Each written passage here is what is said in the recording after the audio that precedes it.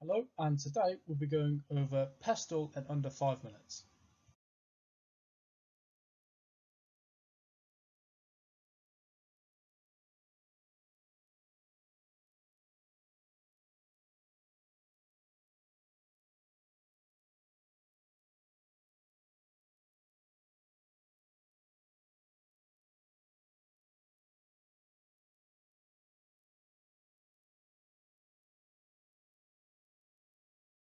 So, how do you conduct a PESTLE analysis?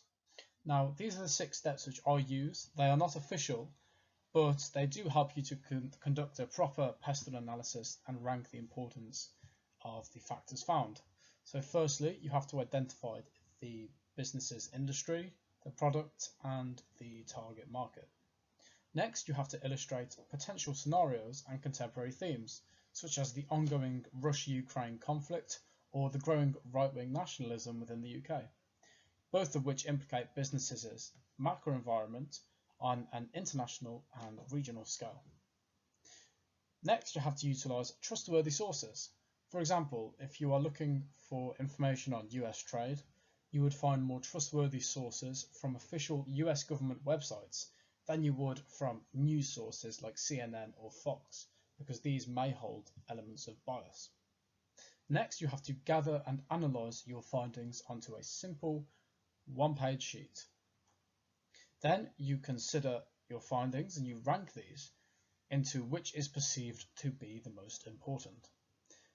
And doing that will enable you to do step 6 even better. Step 6 involves identifying these opportunities and threats from the perceived importance of the macroenvironmental factors. Here is an example of a PESTLE analysis I just briefly did on the UK car industry.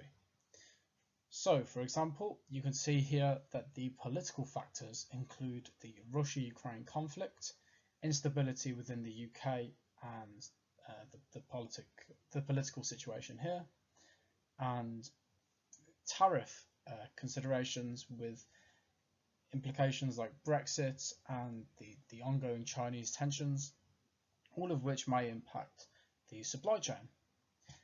And there are other, I'm not going to read them all out, but there are other economic, social, technological, legal and environmental factors there as well. And this just goes to demonstrate how you can conduct a PESTLE analysis for your relevant industry. So moving forward, PESTLE has got several advantages and disadvantages.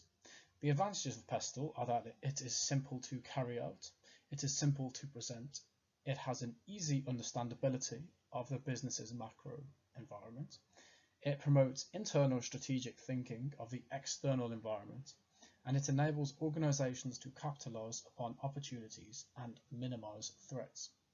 Whereas the disadvantages of PESTLE are that it is quite easy to oversimplify factors. It needs continually updating as the environment changes. It is entirely subjective. Therefore, your opinion on what constitutes an important factor may differ to your peer. So they may think that a social factor like an aging population is more important for your industry or your analysis, whereas you may think that immigration is a more relevant social factor. And lastly, over-researching and over-reporting can induce paralysis by analysis. And this is something which can be very easily done if you conduct too many PESTLE analysis or if you go into too much depth with PESTLE analysis, because it's worth keeping in mind that this is just a simple, straightforward, one-page, very brief analysis which you would do to support or begin your analysis of the external environment. It's not something you want to do too much of. So, to summarise, PESTLE is a macro-environmental analysis tool. It considers the political, economic, social, technical, legal and environmental factors which may present various opportunities and threats within the business's macro-environment. PESTLE is relevant for analysing any business, since every business has an external environment and in which it is influenced. Lastly, PESTLE is not entirely positive or negative, and there are both good and bad aspects to using it. In the next video, we'll be covering international business ethics, and I look forward to discussing that with you then. Bye.